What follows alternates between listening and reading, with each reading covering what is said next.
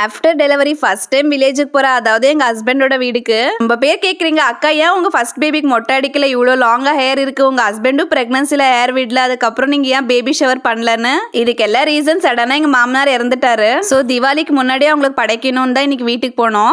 Actually எல்லாமே நான் தான் செஞ்சு படைக்கணுமா, பட் இப்பதான் பேபி பிறந்திருக்குன்னு ஹஸ்பண்டே என்னோட பங்கு ஃபுல்லா செஞ்சுட்டாங்க.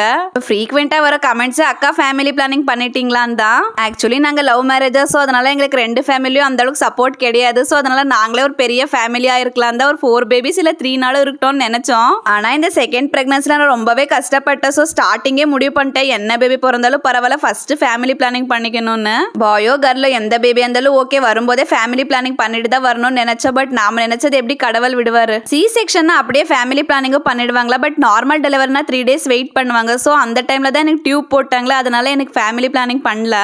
அந்த வழியிலேருந்து வெளியே வரவே என்னால முடியல. இந்த டைம்ல எப்படி ஃபேமிலி பிளானிங் பண்ணி அந்த வழி வேற தாங்கிறதுன்னு அதை பக்கமே நாங்கள் யோசிக்க போகல.